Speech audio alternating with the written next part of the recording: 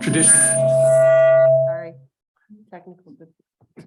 tradition has it that the following year, the tree farmer is obligated to host the Family Forest Convention for that year in the county in which the awardee is. So for example, this year, the last year's tree farm of the year was from Benton County, from Philomath. So we held it at the Benton County Fairgrounds. Well, this year, we could have held it anywhere in Clackamas County, but I advocated for Estacada, and so that was where we're going to have it. And so it seems to be a natural win-win for us, you know, being a former, well, we are a timber town, but, you know, greater in the heyday anyway. And so I thought that it would be helpful just to let you know that this is going to exist. It's going to take place. I'm not going to go through my fact sheet there, but it's going to be next summer. And if the city is interested, I think it would be a win-win for everybody in some respects, whether it's promoting it to the local businesses, they can be up there it's going to be at the high school. So they can have vendors. This year, for example, we had a vendor booth, quite a large one where we had folks from all over Benton County in particular, loggers, you know, mills, the whole bit, so that you can see what it's all about. And so that's why I just wanted to bring it to your attention. And if someone from the city, whether it's a counselor or somebody within the administrative office is interested in being part of our committee that's putting this together, be more than happy to invite you on. Just let us know in the next month or two if that's something that works for you, because we're already starting to plan this convention for next year because of the amount of time it takes to pull everything together. As I mentioned, it's a statewide thing. So there's folks coming from all over Oregon for this, and we hope it's going to be a great success. So are there any questions? Any questions for David? Well, Congratulations. What do you Thanks. anticipate? Go ahead. What do you anticipate the turnout to be? It historically has been in the 200 to 400 range, but since we're this is the first time it's been in a more metropolitan county in a while, so it could be even more. So I hope we get a lot to Estacada. So that's my main goal. So. And Dave, when you say let us know if we want to be involved, does that mean let you know then? Yeah, So we have your contact information with Melanie then, and we can follow up if necessary or Yep. as interested. Great. yeah, Thank you. it'd be great. And we'll just put you on the list, and because you may think of things that we haven't thought of, you know, too, to help promote this and get people involved. We're looking forward to it. All right, thanks a lot. Thank you. Thanks, Thank Dave. you. All right. We are at the point of the citizen and community group comment. And first on this, I have the Chamber of Commerce. I think I have Bent Dodville. Would you speak on that?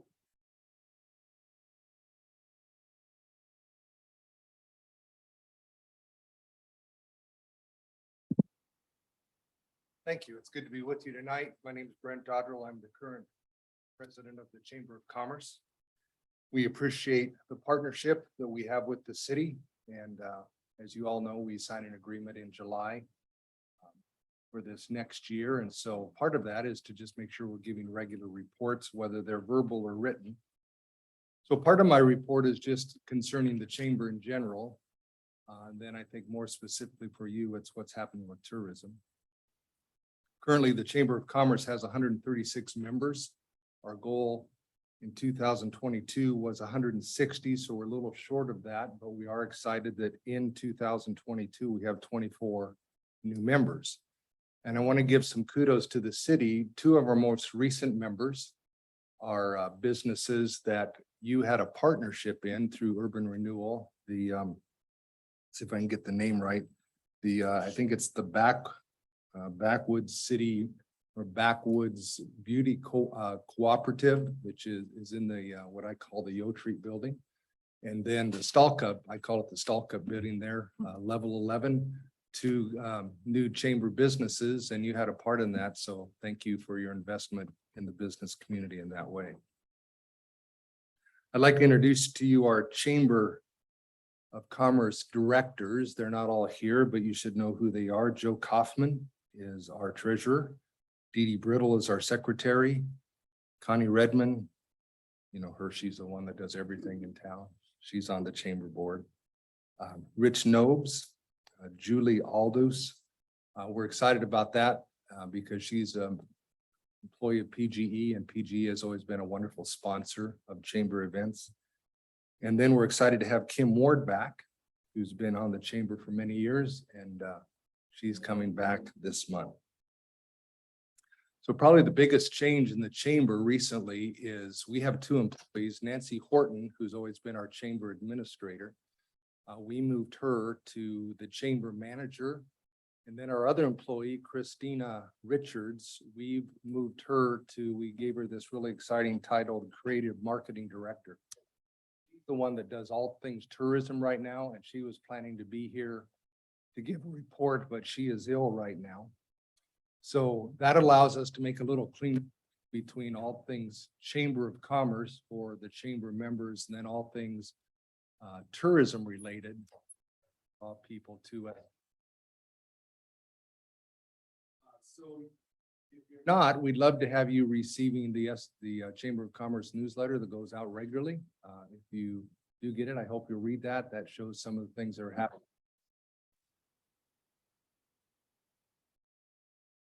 Let's talk a little bit about tourism, because that's kind of the partnership that we. I've encouraged you a number of times just before you do goggles, so to say, to take a view of what it looks like when it comes into town, when you come into town. And so as Christina has been working on tourism for a number of years through the chamber, she's developed a number of really important and strategic relationships with tourism groups within the state. Oregon Mount Hood Territory, Clackamas Tour and Travel, Oregon Tourism Commission. So she connects a lot with those people. So she understands at that higher level what's going on in Oregon. So how we can get Estacada in some of those publications that go out to the state. I think that Sadie sent you a link to our new YouTube channel. And if you did click on that, you'll notice that one of the things we're trying to do now is use social media. So if you click on that, you'll see all the different ways that we've been in the media through Coin and Fox 12 and AM Northwest and even Travel Oregon. So that's one of the ways we're trying to get Estacada on the map, so to say, or at least in people's minds. One of the things she's done recently is she worked with Oregon Mount Hood Territories to film some footage in Estacada about rafting and inner tubing on the lower Clackamas down to Barton. So that's something she's working on. And one of the things I was really excited when I debriefed with Christina, if you're familiar with the magazine 1859, that's the year Oregon became state. It's a great magazine about Oregon. So she spent some time with one of their journalists and took a lot of photos in Estacada and put an essay. So if you look at 1859, that magazine, we should see Estacada in there soon. And so we're excited about that. One of the things that people look at when they do come to Estacada, that's at the top of the list, is all the beautiful murals that we have in town. So we're exploring now how we can get the mural brochure that we're almost out of reprinted with the newer brochures in it. So we're looking at some grant opportunities and opportunities to make that happen.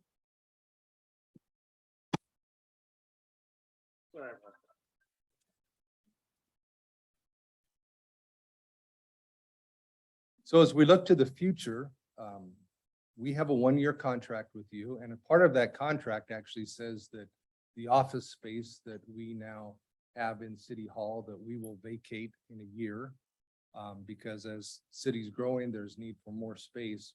So that's going to be a challenge for the chamber, how we can have some office space, particularly if the chamber is continuing to do tourism, because the main reason for that office is to have a place where when people come into town, they can find the brochures and talk with somebody about some of the different things they can do in town. So we're working on that now in some more creative ways for some office space. For a while, we've been considering how we can partnership with the Forest Service because they're not in town anymore, how we can partnership with them so they have a place also where people can buy permits and get all the information they need concerning the Forest Service. So that is a work in process. That's a big step for us to make that happen because the city's been very generous over the years as we partnered on tourism to let us have that office space. So I guess my challenge to you, it's not really a challenge, it's just as you think of the future of Estacada, and as you think of funding tourism, how do you, as the city leaders, see tourism playing a role in Estacada? If you think it's an important piece, then I think it's worthy of some funding, whether that's through the chamber in the future or through some other entity or even through city staff. From our perspective, there's a number of businesses that benefit greatly from tourism, and I think it's good for Estacada. But that will be your call moving ahead. We're excited to move ahead this next year, doing all we can to get Estacada more and more in the spotlight. All right, try to keep it brief. Questions? Questions with that? Katie? Historically, the chamber has always hosted the creepy crawl. I'm curious why that stopped. I think the creepy crawl stopped from our perspective during COVID when a lot of things stopped. And we didn't pick it up immediately. And I think there was another community group that started doing something. And I understand, I think it's the Estacada Community Watch is maybe doing something this year. So when we heard that, we didn't think that was something to step into to compete with what they were doing. Yeah, we've always felt that the creepy crawl was a good thing for Estacada. I don't know if it's heavily tourist related. I can't answer that question, but it's more of one of those very feel-good events for the city.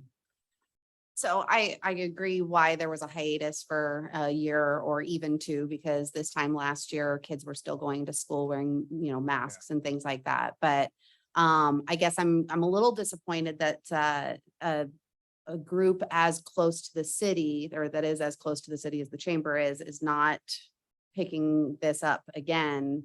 And I guess I just would really like to know sort of why, especially since one of the reoccurring themes from the last year or so is we've noticed over time that the city has been giving more and more funding to the Chamber of Commerce.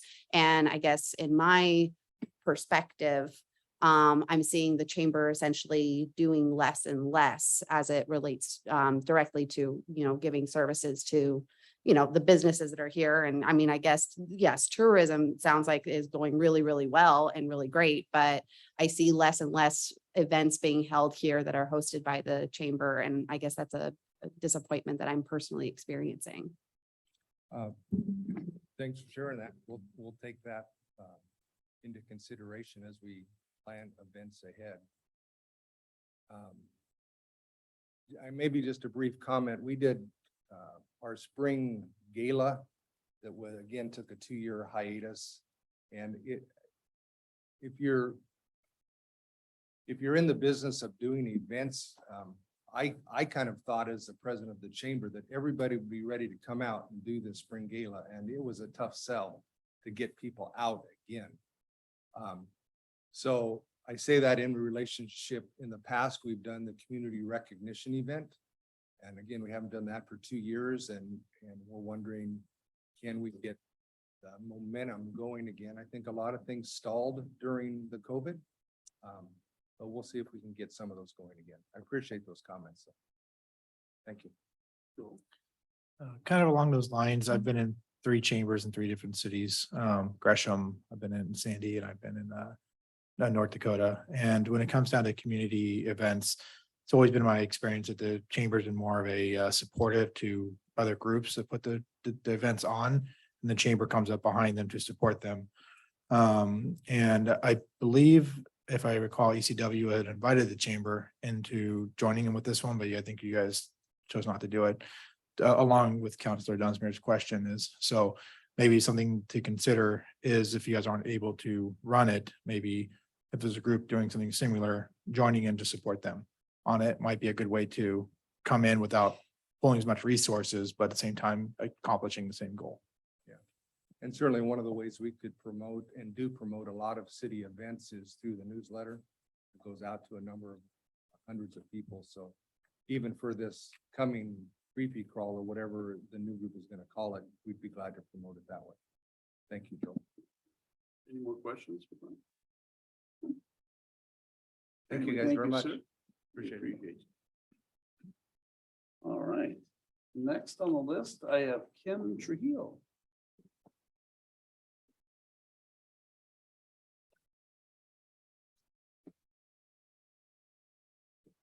And she had included some correspondence, or she had sent some correspondence that we included in the section for lack of a better place to put it, that she's here to speak to, so. Thanks, Great. Melanie. Hi, everybody. Kim Truhella. My address is 22877 South Stormer Road, Estacada.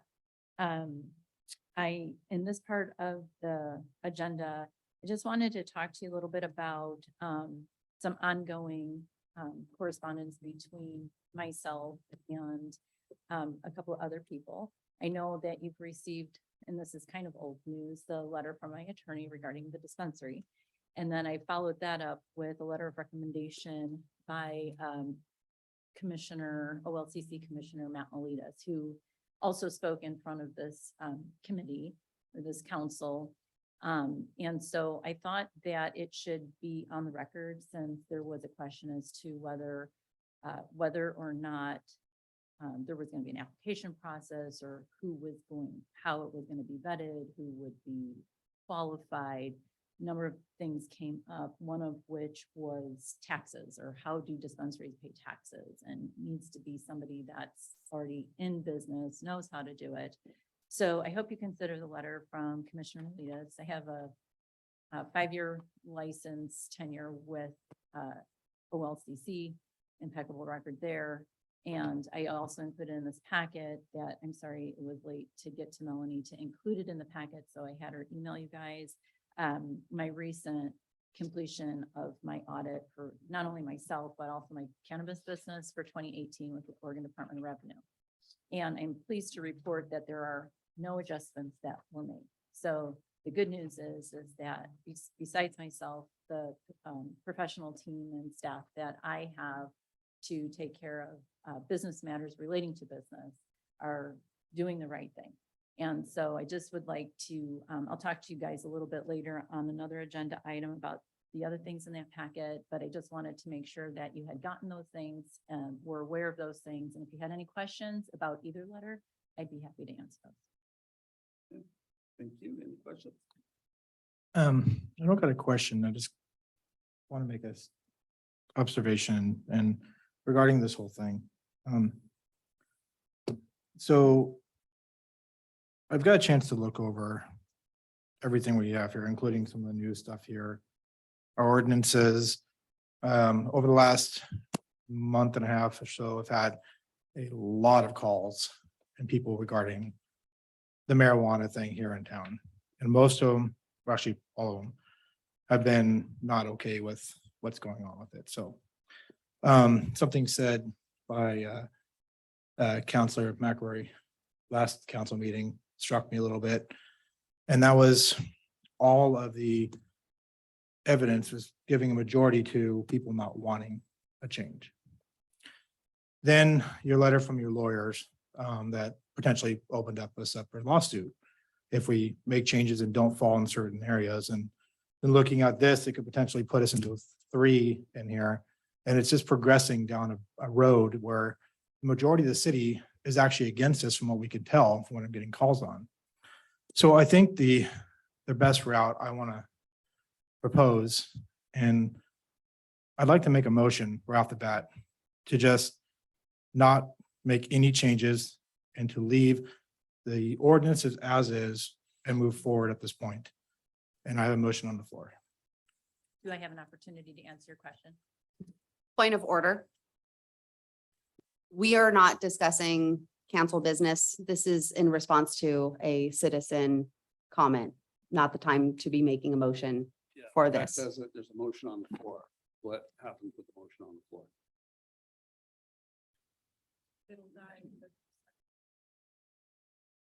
Well, I have to ask the second, right? We have a second. I second. I have a first and second. All those in favor say aye. Aye. All those opposed? No. Aye. Opposed. So are we not going to discuss during the code Well, or we did, ordinance? point of order, Mr. Mayor. I know we just voted, but we didn't really have you didn't ask for discussion after the second, and I think that's something we should discuss because you know, we've said it before, the surveys are a very, very small sample size.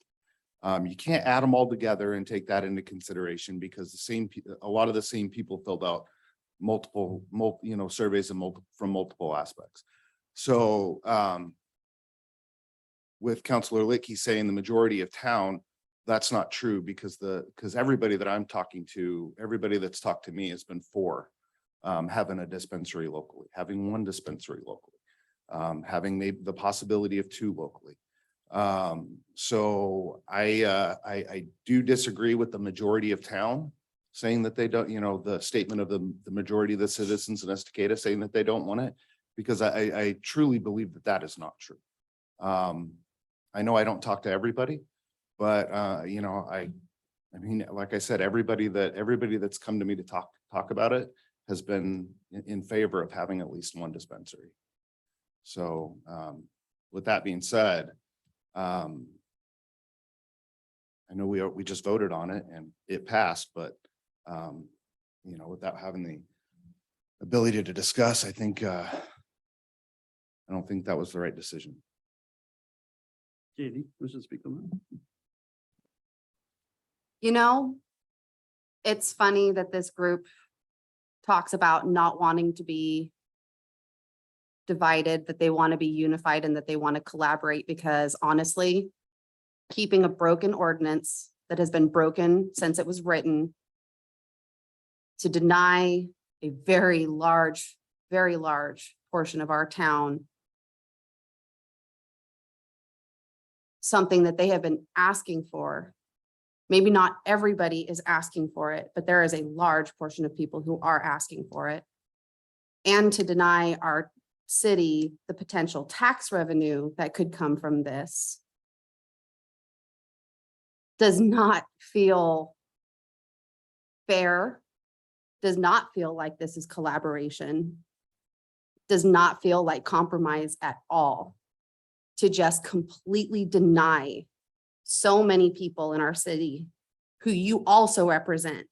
Your constituents are not the people who are just coming to you and telling you their perspective. Your constituents are all 5,000 people in Estacada, and I can guarantee you have not talked to all 5,000 people. To completely throw away 19 or 20 months worth of hard work simply because you guys now hold the majority in your opinion on this board does not feel fair.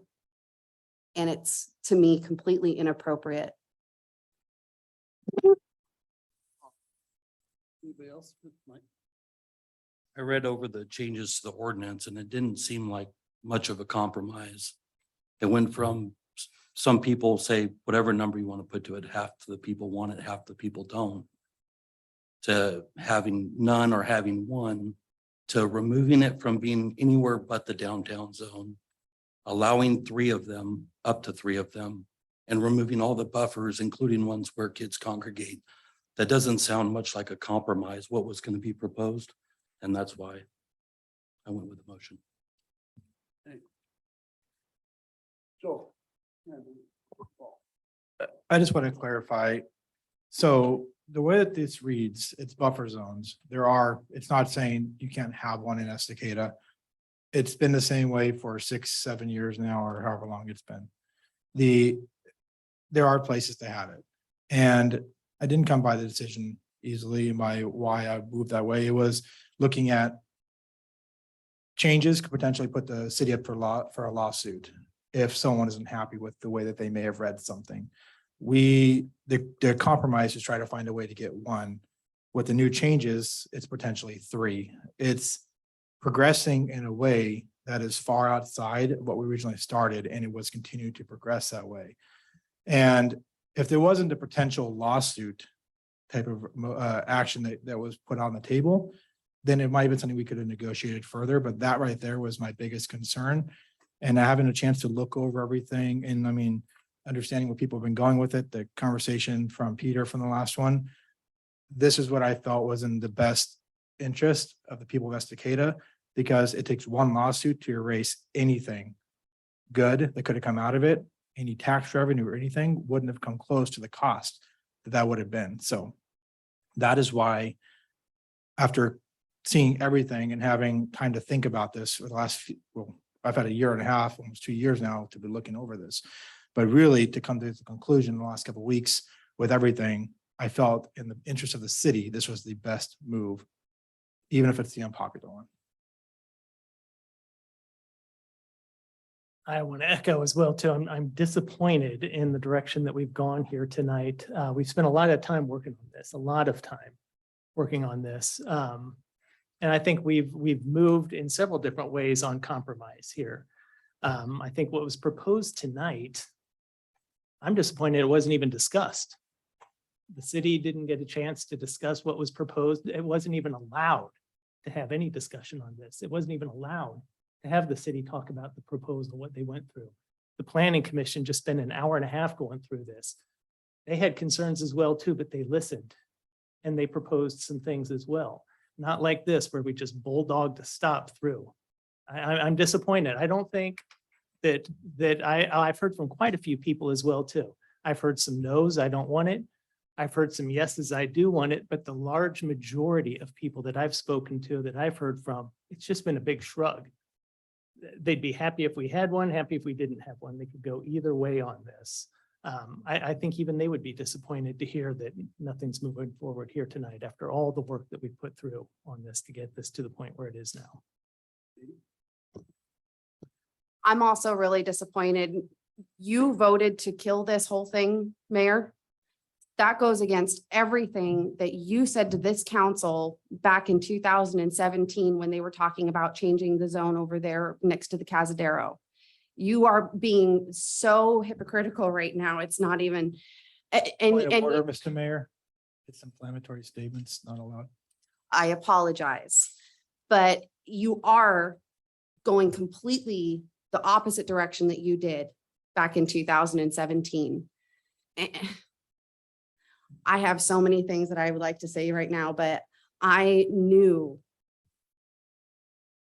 this council is just never going to compromise. And this is really quite disappointment. And when you talk about the 3 places that you can have a marijuana dispensary today, they are vacant lots that you cannot just go out and build. I mean, again, that we've talked about all of the barriers that already exist for such a long period of time. And the threat of the lawsuit was not because of anything other than this council trying to dictate a business that is a private business. And this council wanted to hand pluck who they were going to place, where they were going to place them. That is not free commerce. That is not free capitalism. This council wanted to play God. And that's what the lawsuit had a problem with. That's why we were threatened with the lawsuit, is because this council wanted so much control that they were actually going beyond what their powers actually are. That's what the threat of the lawsuit was. This proposed ordinance that we had in front of us tonight was completely clean, would not have put us up for a lawsuit. And Melanie, I would love to hear what you have to say. Okay, I would like to say, we didn't quite catch what that motion was. Is there a repeat, or we can just go back and The look? motion was to leave the ordinances as is with no change. Okay. And B, we have a public hearing that has been scheduled for this evening, so we will still have to do the public hearing. I'm not sure which parts of it we'll have to still do. I think you'll have to still provide your staff report and we have to open it to the public. Yeah, that Okay. would have to be done. All right, and then, yeah, this is very unusual to take this route, so it's a little, hard to see how to move forward from this, but when we get there, we'll open the public hearing, do what we need to do for that. And then I guess move on. I will say that staff has worked very hard to try to come to a place where there will be consensus, which discussion of consensus today was, nobody's completely happy, but everybody can live with it. But sometimes when you're on a team, that's what happens. But if you have You know, you also, you could go with the majority, but when it's a majority, that's a real close split majority, I would just encourage in the future that we need to try to come to some kind of something that is that everybody can live with. And that's what staff had worked very hard and we were going to present to you, but now we'll just do the minimum, I guess. But I just wanted to say that we will have to still have a public hearing. Do I still get to have my 2 cents? You got a couple more minutes. We'll just start you from the point you stop. Go ahead. Okay. So number one, and I'm going to correct the records. I hope everybody hears me loud and clear. It was not a lawsuit. The way that this body decided to change the way that business is done in Estacada, I asked a question. When Peter came and talked to this council the first time, he had all kinds of questions that he wanted to ask in an application process. You can ask Melanie, I've been patient, asking, where is the application? Where's the questions? What are the questions going to be? I can start filling them out. The problem that this body is this is not your guys' department. I get it. I get hiring an attorney to answer the questions. But a couple of things. Number one, Estacada last year voted to the 3% tax. This is published information. 400 voters said yes, 176 voters said no. And I agreed that people who use cannabis aren't the ones asking for the 3% tax. So 400 people in this town voted for the 3% tax dollar piggy bank. Number two, Got a couple more minutes. We can finish this one. Number two, on November 15th, when you guys convened the workshop, every single one of you, other than Mr. McElroy, who wasn't here at the time, are on the record about going ahead with figuring out whether this was going to proceed or not. You guys are on the record, every single one of you. Here it is. Published information for the record, November 15th, 2021. Attachment 1. The only reason that this was moved forward is because this body was interested in at least discussing it, which was really great.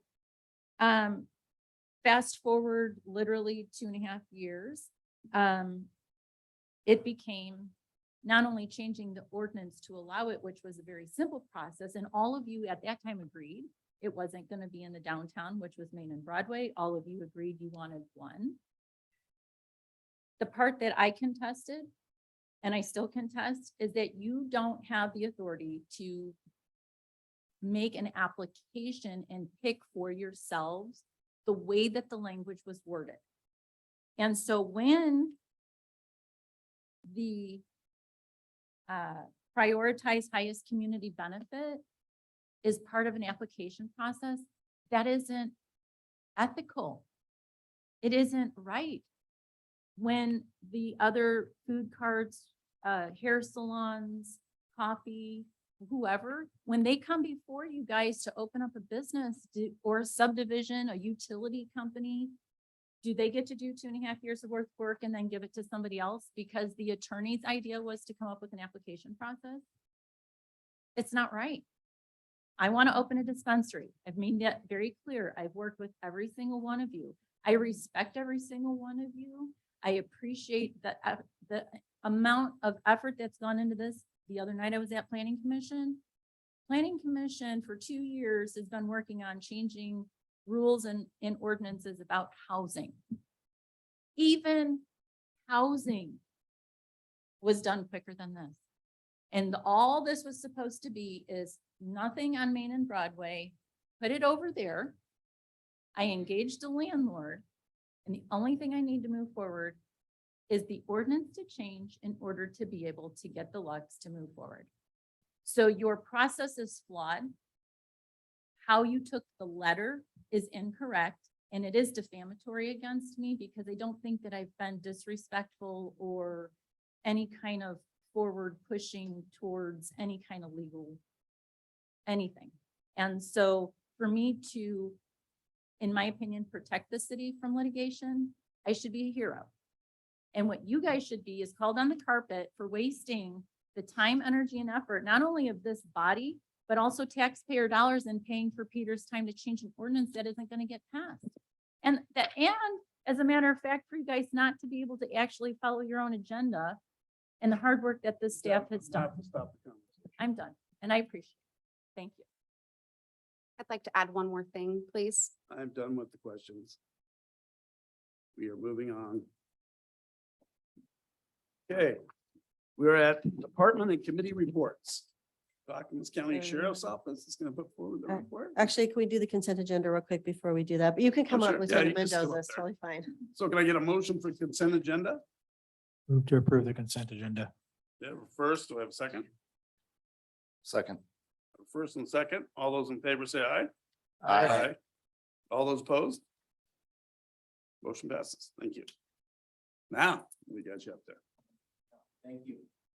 Hi, Lieutenant Marcus Mendoza, Clackamas County Sheriff's Office. You know, I serve as the chief for city investigator. Thanks for having me. My update will be fairly brief.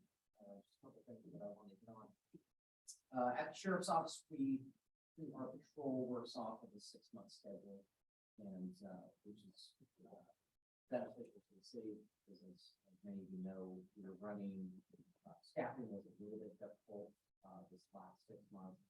Sometimes we had a deputy that was deployed on a long-term military leave and other regular time off. Training, we just kind of SK was scrambling, find deputies to work just like sheriff's offices. So this will bring us some relief. We'll have a new deputy that's assigned to the city for the next 6 months. It's remote. And school back in school. Your full FTE moving forward. So that was good news to see that. Next thing, actually, where we're talking about escrows, I just wanted to say that our escrow resource officer attended some basic escrow school that we went to. He had that opportunity to go to that school, and I'd like a big thank you to Melanie Wagner, city manager, who worked with a school district to actually cover the tuition for the school. So for the class that we went through, so that was an option. So it'll be a real benefit for students. We do have some new decals for our patrol vehicles. Just want to make sure you guys are aware of that.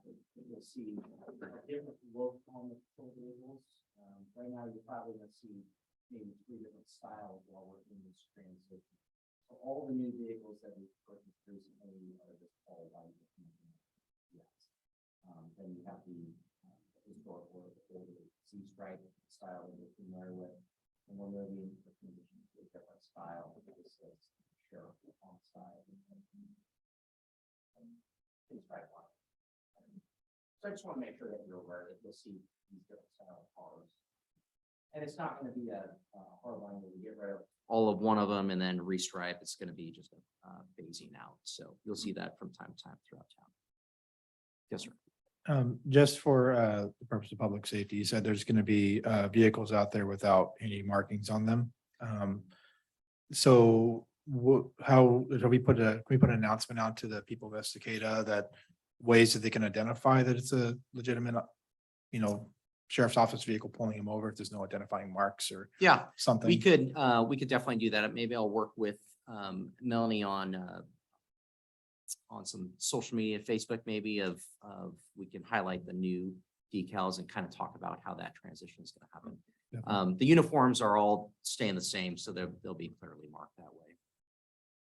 And then lastly, I wanted to touch on, we all got to experience the fire here recently at McIver Park, or that started there. And I just wanted to touch base on that. I know that evening I spoke with a few of you, and the sheriff's office was much better prepared for this situation, which benefited all of us. And we're obviously thankful that it was a much smaller fire than what we had seen in the past in 2020. But I wanted everyone to be aware that the sheriff's office has been working directly with disaster management and the fire department to prepare for these types of scenarios.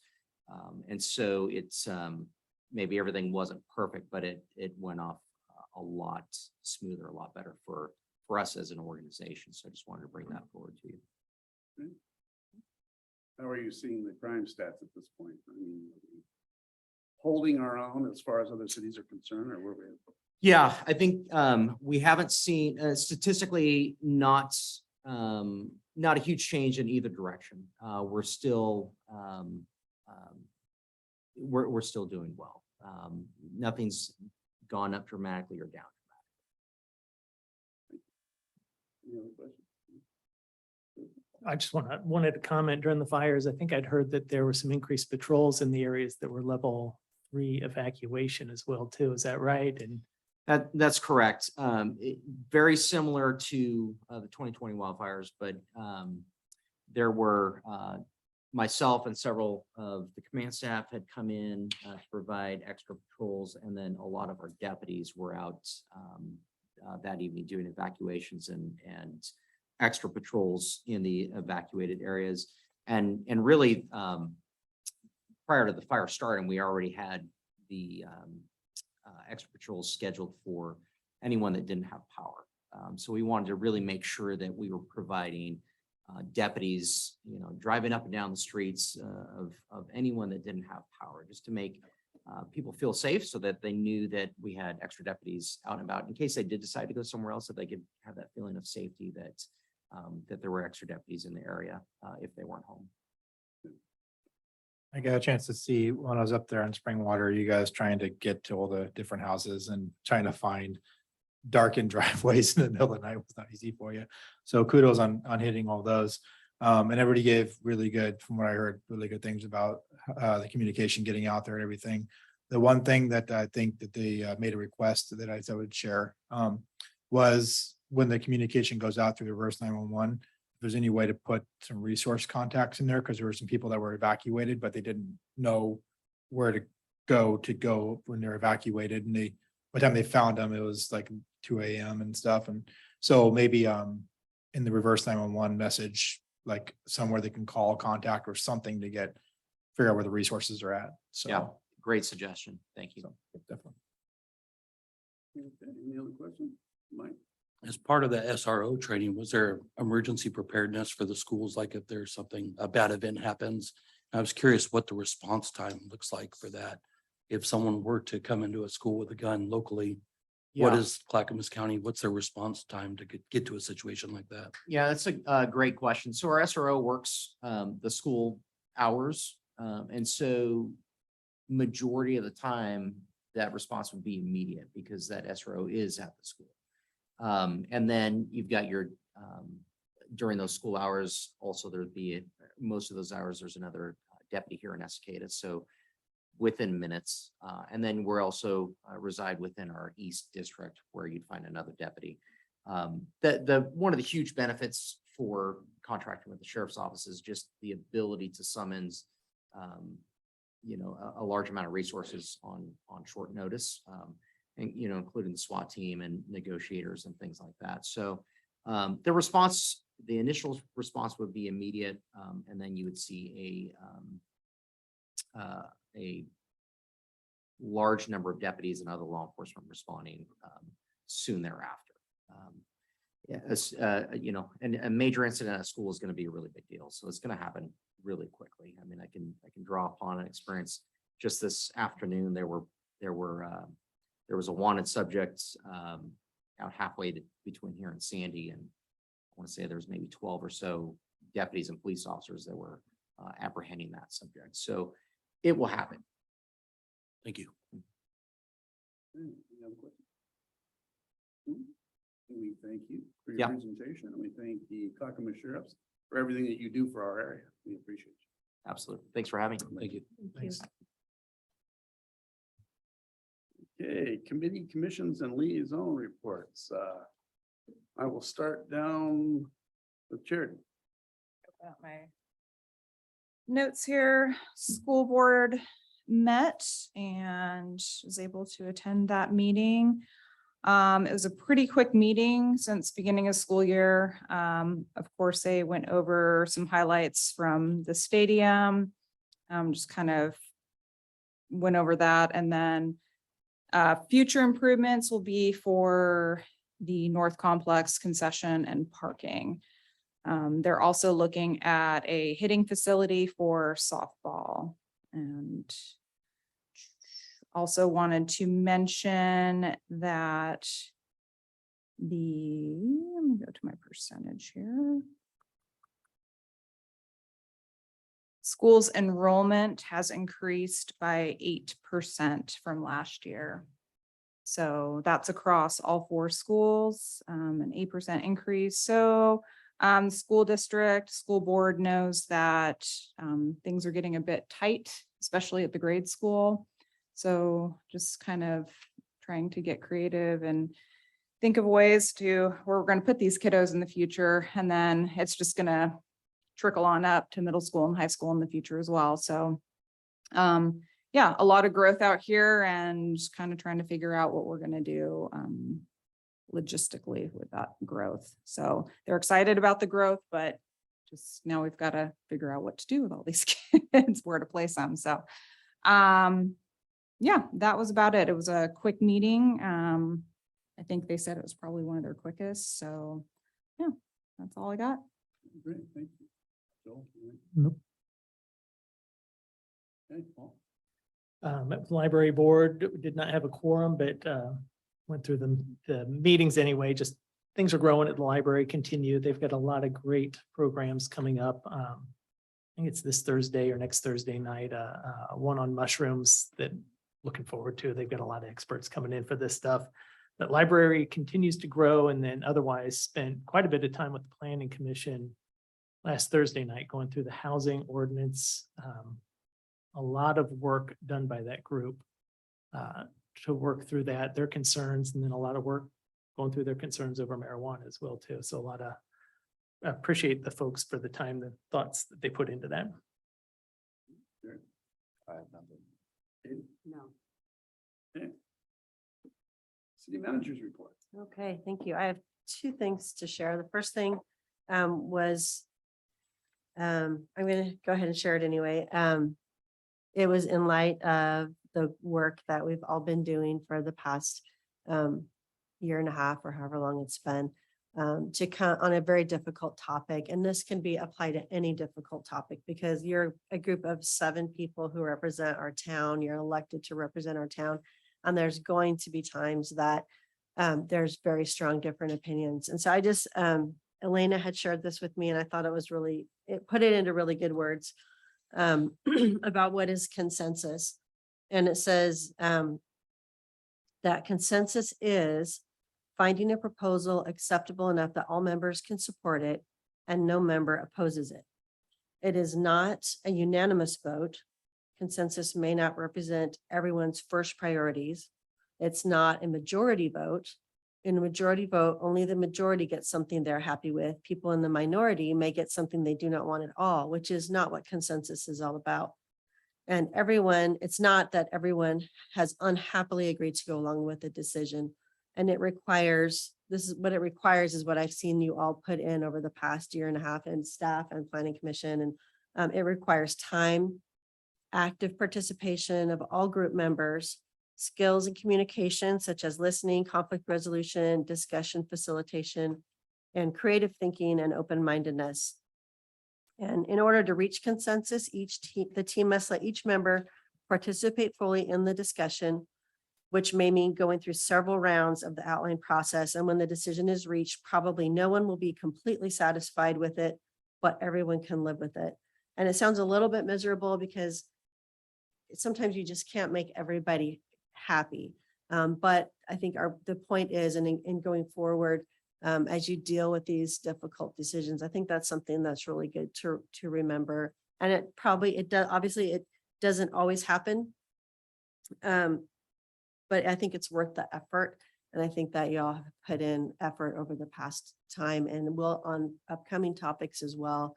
And I think that no matter which way it ends up going, the time isn't wasted. It's time that we have to spend for our community to try to come to a best decision. So anyway, I wanted to share that. And then I also wanted to share, put together a little slideshow of the Public Works project that just has been completed. And it's Northwest Wade Street, which was supposed to be done last year. So it's kind of a massive project, I will say. As I was writing, putting these together, I'm like, this is a huge project.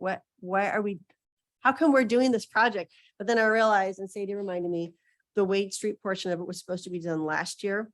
But it wasn't able to be done until this fiscal year. So it rolled over. And then we were able to combine this year's project, which was the Foothills neighborhood, which a lot of that was built in the 70s, I believe. And then the newer portion was like in the late 90s, I think, 80s and 90s. And I found out during this process that the upper end of Edge Hill, where it reaches that cul-de-sac, they didn't have to grind it because it never got its second lift.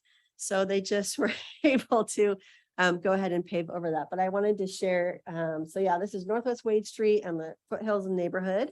Next slide. This is what Northwest Wade Street looked like last year. You can see the pavement is in bad shape, and on the left side of the road, it's just gravel shoulder. So, and we have a lot of these, in our old part of town in the neighborhoods where there's just the travel lanes and then it's gravel on the sides. But this is like our main road coming in from that end of town. And so next slide. There's another view of that with just a gravel shoulder. Next slide. And this is, I should, I guess, put it in perspective. Here's just some pictures of the pavement from all these. And this stretch of road has seen a lot of construction when there was a water line that got put out through there. I think it was the water line a few years ago. So it had some cuts and repairs, but just in general, it was in bad shape. And it's got Wade Creek House on one side, Wade Creek Park on the other, and it goes up down towards Shell and up towards the library. So next slide. Here's what it looks like today. We have a sidewalk on the Wade Creek House side of the street. So it doesn't go all the way down around the corner, but we've been able to extend that. And then I don't know if I got a good shot of it, but on the other side, this is looking the other direction, just because it's beautiful. Middle line. On the right-hand side, just past the park, you can't really see it here, but between Shell and the park, there was a little house that did not have a sidewalk there. So we filled in that gap as well. And with former city manager Denise Carey, she had really started taking the council's priorities, and we just have been whittling away at these little gaps that need to get filled. This was a big gap on one side, little gap on the other. But I think it's making a difference that you have prioritized that. In fact, I was going to share this. I forgot to pull it up on my text, and I will not find it now. But there's a gal who walks. She lives at 300 Main, and she walks a lot. And she texted me that she was so excited because there was like the way that the sidewalk went to no sidewalk in the back. It was just a little sketchy for her, and she was so appreciative of having this sidewalk because she walks so frequently. So next slide, please. Here we go into the Edge Hill and Foothills development. This is, if you're going up Foothills and you're going to turn down into that little Glen Court cul-de-sac on the right-hand side there, it was buckled. There was clay coming up from underneath. It was just what the ground is underneath there. It just, was not good for the road. So that's been repaired. This is up at Bunyard Court. And they've used, instead of putting we were going to take these out, but it was too expensive to take the center islands out and to build a road in there. So instead of doing the regular curbs, which were all busted up, we put in these rollover curbs. So if you're hauling a Amazon truck or a trailer around there, it helps with that. Next slide. There's another, this is down on Glen Court, where they did the same thing, did a rollover curb. So it still has parking in the center. This is up at the top of Edge Hill. It looks great. And I was driving around with Public Works Director Don DeRosia, and he was saying what a nice job they did getting it right up to they usually leave like a 1/4-inch gap before before the driveway. And some of it's pretty close, but he feels like they did a really good job. There's one house that's down at the edge of Edge Hill, Foothills, I get them mixed up. So the road goes down and then it turns, but the house is right there and its garage is like downhill and into the garage. So there was on another one, they put a little asphalt bump, but that one didn't have that. So I think Don was gonna go back and check with them, see if we need to put some right there. I'm sure that it's probably not much different than it has been in the past, but just trying to be conscientious. Oh, and we got this is one of the new ADA ramps that was put in. And then the next one I think is so they went across Cemetery, put an ADA ramp there. So if you're walking out of that neighborhood and want to get to Estacada or either direction, you can get on the sidewalk. And then the last picture, that's Cemetery Road, the three-way stop right there, ADA on both sides so that people can manage that. I think that was. the last Quick one. question, can you, Yeah. Oh, can you you wanna roll go back? back real quick? Will there be a painted crosswalk there or something? So it just identifies people that someone could be in it? That's a good question because there's no crosswalks painted there. I'll have to check on that for you, but All right, thank you. yeah. All right, any other questions? And Don would be able to share this tonight, but he is out of the office this week. So, yeah, I don't have any questions. I just want to say that the process, I looked out my window. I'm in that neighborhood. I looked out my window at one point. Well, actually, I was out in the front yard for a little bit that day, but nothing had been done on the street. Nothing had been done on the street. Neighbor came up and said, yeah, they're still over there. They haven't even made it over here. Then the next thing I know, I look out and 3/4 of the road is already paved. The whole cul-de-sac's done. And it didn't take them very long once they got rolling. And I really appreciate that process. And the guys were very, very good and quick to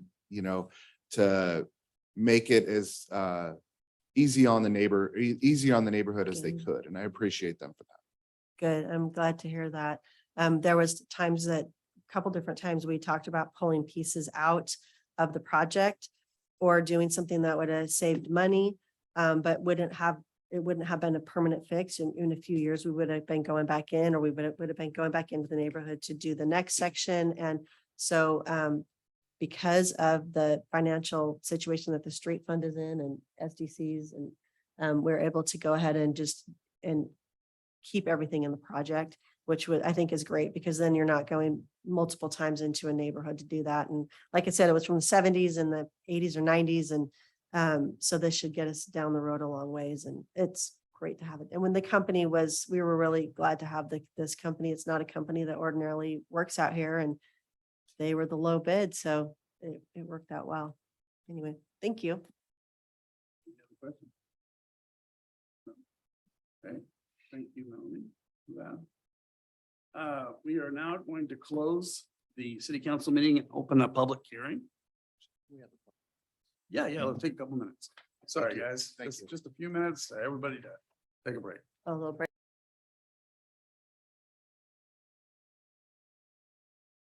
So we have a public hearing. Our first public hearing is an annexation.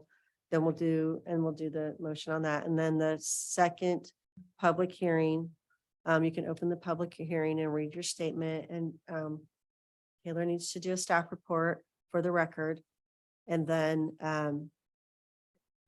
take public comment and then close the public hearing.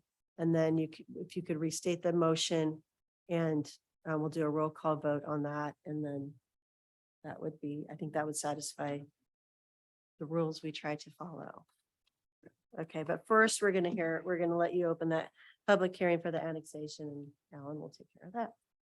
Okay, we'll close the city council meeting and I will open the public hearing.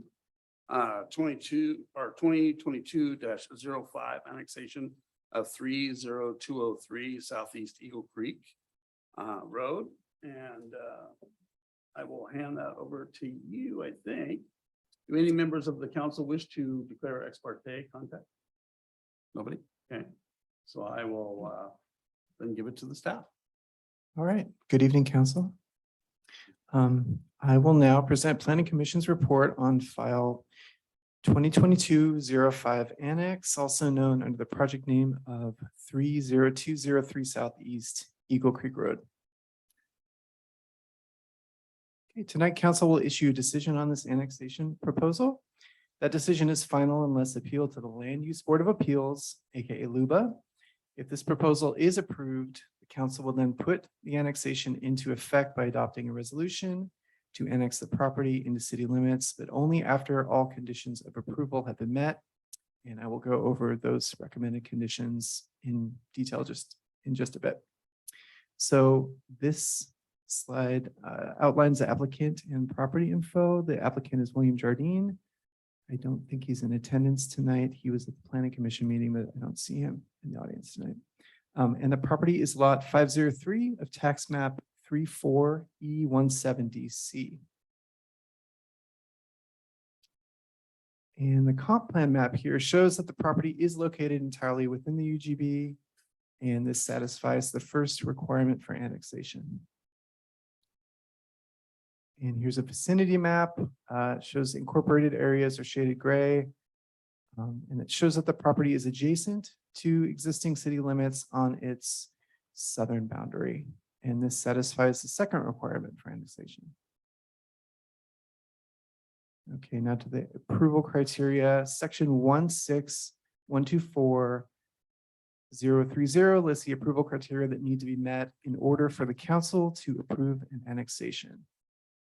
And criteria A is the proposed use for the site complies with the Estacada Comprehensive Plan and with the designation on the Estacada Comprehensive Plan map.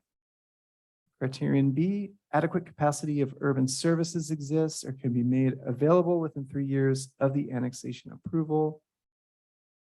And C, findings documenting the availability of police, fire, parks, and school facilities and services shall be made to allow for conclusionary findings either for or against the proposed annexation. The adequacy of these services shall be considered in relation to annexation proposals. And now I'll go over each of these criteria in turn. So the first criterion regards compliance with the comprehensive plan. Since the applicant is proposing to zone the property according to its adopted designation, which is highway commercial and commercial mixed use, this criterion is met. The second criterion pertains to the availability of city services, including sewer, water, and the street network. The applicant submitted a capacity statement from the city engineer dated June 13th, which documented that the city can indeed serve this property, provided that it develops according to the uses and densities allowed in the proposed highway commercial and commercial mixed use zones. And the last approval criteria C, it requires findings regarding the availability of police, fire protection services, parks, and school facilities. The city contracts with Clackamas County Sheriffs for police services and the properties within Estacada School District and Estacada Fire District. And both of these districts received notice of the annexation proposal and neither submitted concerns. As for parks, Wade Creek Park and the planned Campanella Park are both about a half mile away, and Timber Park is just over 1 mile away in the car.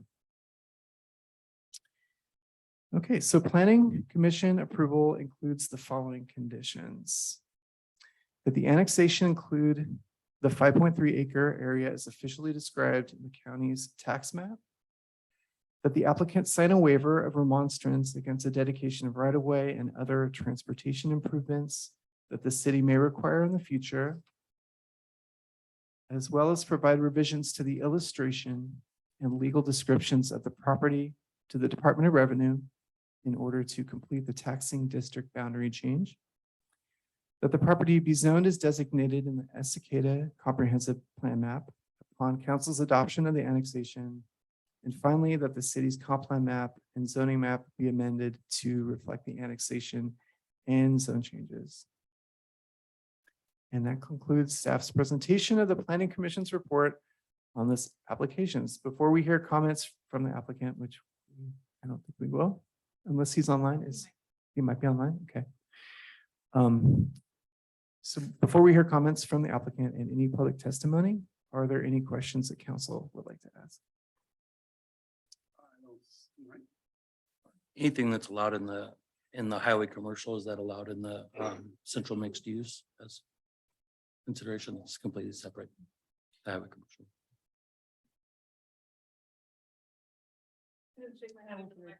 Yes. Oh, no, sorry. Okay. Another question? No?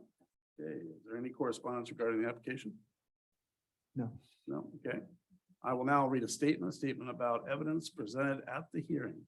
An issue which may be the basis for an appeal to LUBA must be raised prior to the close of the record of the final eventuary hearing on the specific application. Such issue shall be raised with sufficient specificity so as to afford LUBA and the parties an adequate opportunity to respond to each issue. Failure of an issue to be raised at the hearing or in person or by letter, or a failure to provide sufficient specificity to afford LUBA and the parties an adequate opportunity to respond to the issue precludes an appeal to LUBA on that issue. Okay. The applicant, is the applicant in online anyway? No? Is not. Okay. Are there any questions from the council to add to this? No? Okay. I don't have any speaker request form, so we'll just continue on with that. And does the staff have anything else to add? No. No. Okay, we will now close the public hearing and reopen the city council. And can I have a motion on the floor? I move to approve annexation 2022-05 annex. Okay, do I have a second? I second. We have a First and second, all those in favor, say aye. Aye. All those opposed? Okay, motion passes. Thank you. All right. Now, we will come out of the city council and go into the next public hearing. Form here. Okay, I will now close the city council meeting and open the public hearing on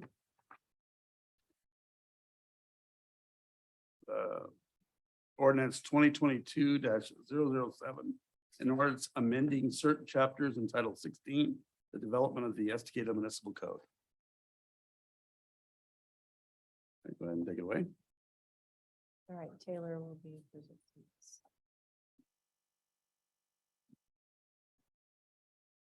One moment.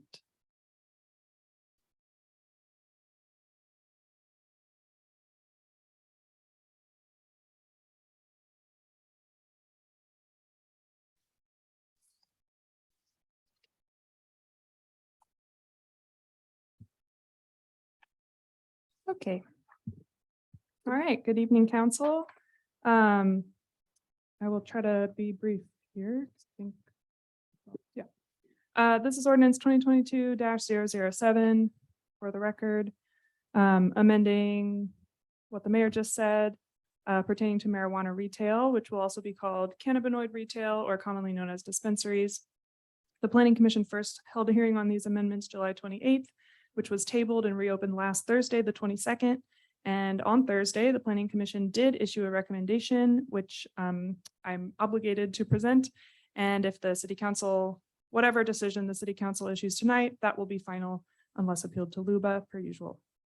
So this code amendment was developed at the request of the city council after lots of conversations about options, pros and cons, legal issues around changing the rules and process for allowing dispensaries in the city. The version of this amendment that we brought to the Planning Commission on Thursday would have allowed dispensaries as a conditional use in the downtown zone, except not within 100 feet of Broadway or Main, nor within 1,000 feet of another dispensary. And that conditional use would need to be approved by the council instead of by the Planning Commission. Planning Commission usually approves conditional uses. We wrote it that way because it was our understanding that the council wanted to be the decision-making body that gets to pick which dispensaries can operate in town. But as you all remember, there were legal concerns around the original selection process that was proposed. There were concerns that the criteria were too subjective or were not being established clearly in the code. So we updated the ordinance to remove the language about council selecting one dispensary through a competitive application process and instead added language to establish that the council would approve dispensaries as a conditional use, even though conditional uses are usually approved by the planning commission. So that is the version that we brought to the planning commission. And their recommendation is actually for legal reasons, concerns about legal issues. They're recommending not to treat dispensaries differently than any other conditional use in terms of the approval process.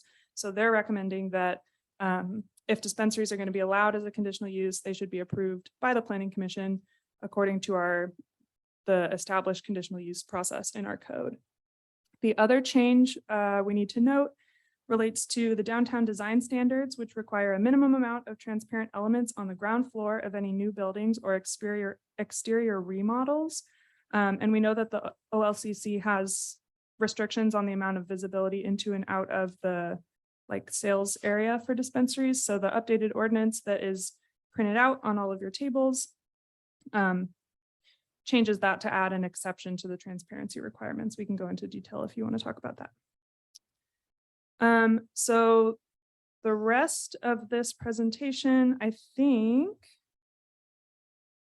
is stuff that we already talked about at the originally scheduled hearing. So I'm not going to go into all of this except to look at what's different from the last time you saw this. So the proposed changes, let's see, they would remove dispensaries from the general commercial and highway commercial zones, allow them in the downtown zone as a conditional use, not within 100 feet of Broadway or Main, change the 1,000-foot buffers to only include other dispensaries, and it would require conditional use dispensary applicants to demonstrate how they're going to mitigate impacts to neighboring residential uses if the dispensary would be within 100 feet of an existing dwelling.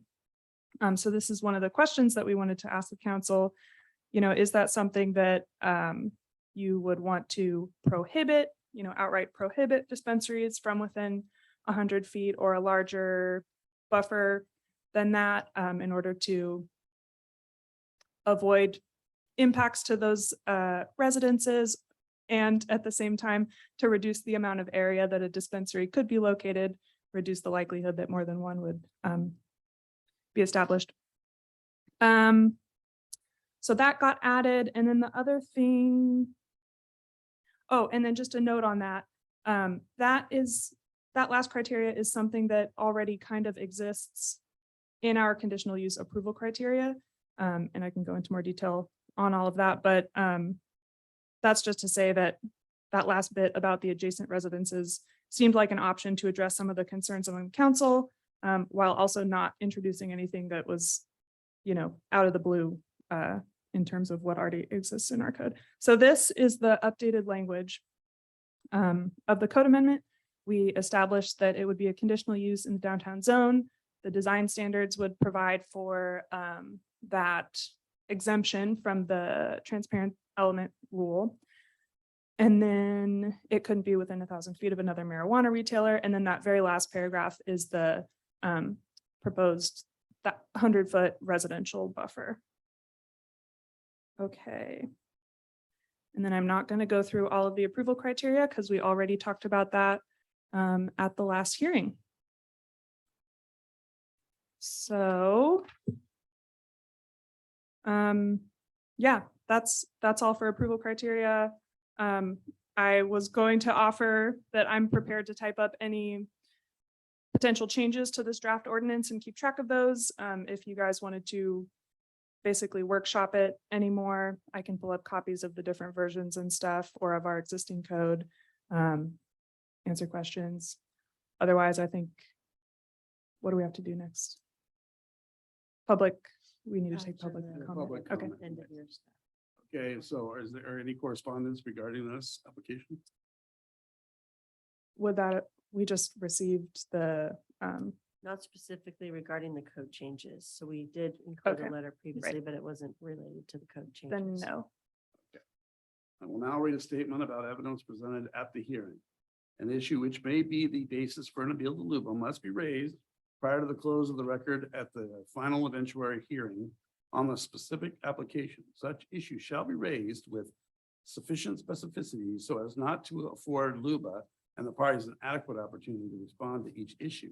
A failure of an issue to be raised in the hearing or in person or a letter, failure to provide sufficient specificity to afford LUBA and the parties an adequate opportunity to respond to the issues precludes appeal to LUBA on that issue.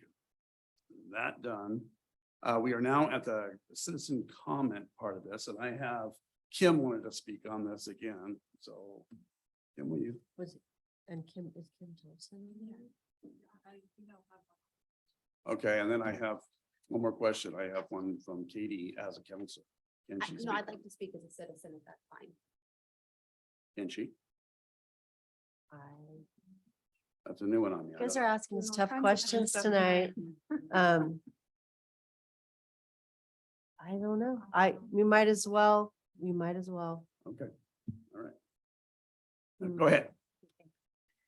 Okay, Kim Truhella, 22877 South Throne Road, Estacada, Oregon. I'm gonna bring up the issues so I can be on the record.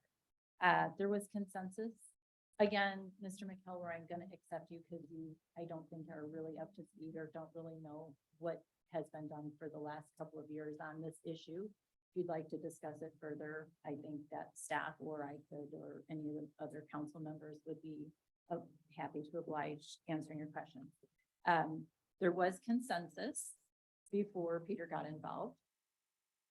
The reason we got Peter involved was to hammer out what the changes were, which you guys spent a lot of time discussing, to be able to make everybody happy, which I really appreciated Melanie's thing about, you know, everybody trying to come to some agreement.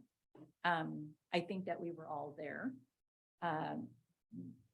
When Peter came, and I have no real issues with Peter doing what he did, except his advice on the process of an application is what was going to put the city in jeopardy.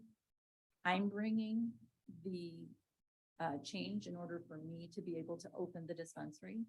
No matter what application process, I can't go forward with moving forward without a document called a land use compatibility statement.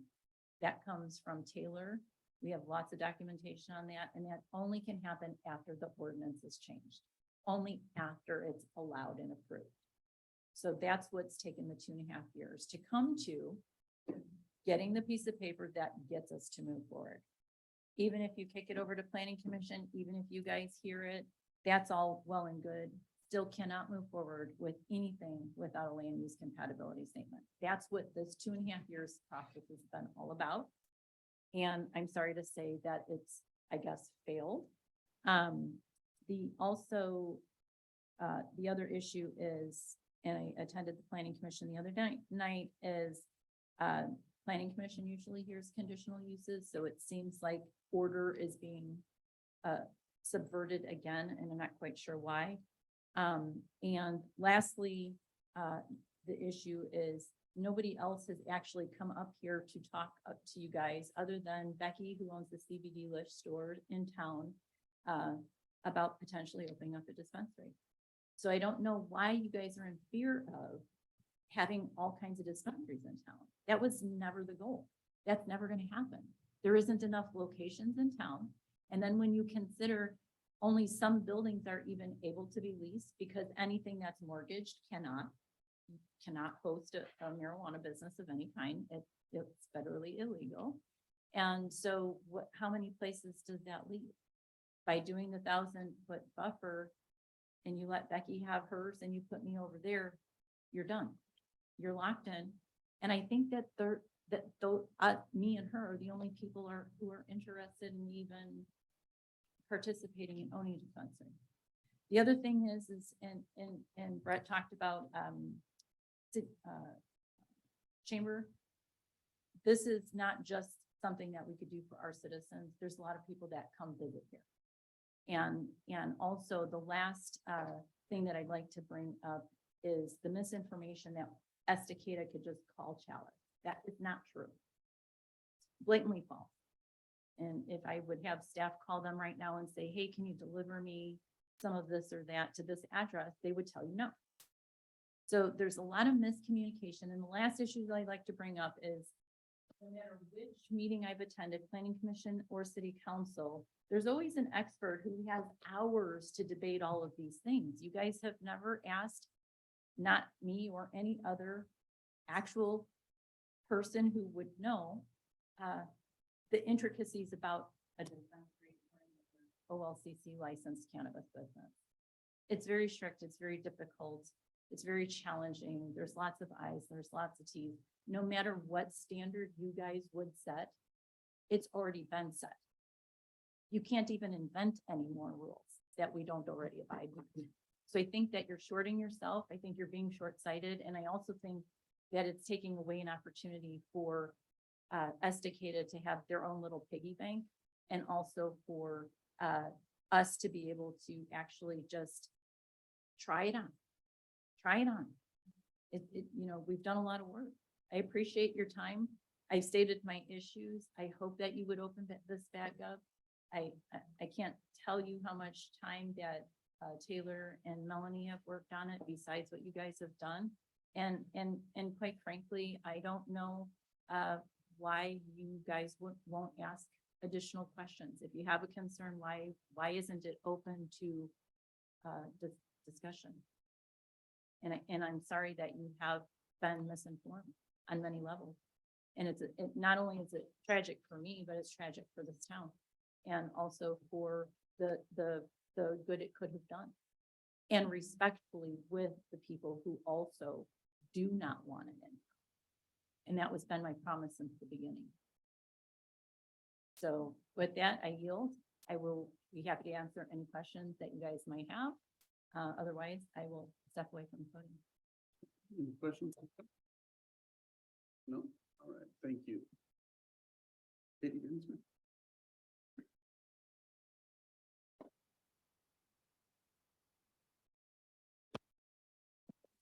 Thank you for the opportunity to speak, counselors.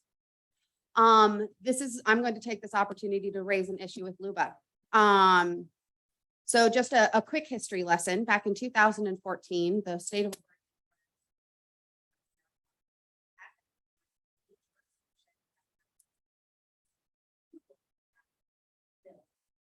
within that jurisdiction had an opportunity to then go for those voters on ballot during the next election cycle to opt out of dispensaries within their jurisdiction.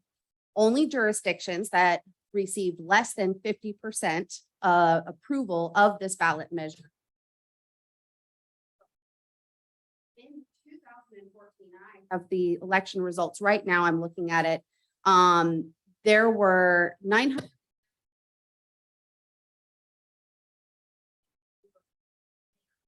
Voted for the measure 91 to allow the possession, manufacture, sale of marijuana to adults. Estacada, the citizens of Estacada back in 2014 passed that measure with 54% of the votes, almost 9 years ago. That was a long time ago, it seems like, but that was the majority of Estacada at that time, which made Estacada as a city ineligible to then conduct a vote for whether or not we don't allow dispensaries within our jurisdiction. That being said, Luba, I'm looking right now at the law. Luba has the authority to reverse a decision in which the local government exceeded its scope of authority in making the decision. The way that that our current ordinances were drafted back when they were drafted, and I think 2015, so the year after marijuana was legalized, these ordinances were drafted so restrictively that it effectively prohibits this industry altogether. Whether or not that's what our code says, it doesn't, but that's effectively what happened. So I could make a very, very, very good case to Luba right now that in this city, choosing to keep the ordinance that has effectively banned this industry as it's written today, the fact that this board is not willing to go back and revise those ordinances puts us as a city at risk of a lawsuit by Luba, which at that point, we're going to have to pay our attorney to go and fight for us at Luba.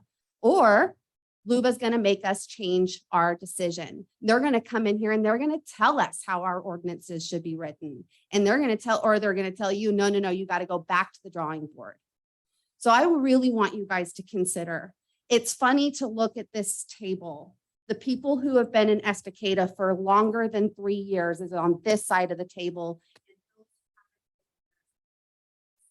And right now, you guys are the ones that are essentially holding the city hostage from an entire industry that could actually benefit people. Not just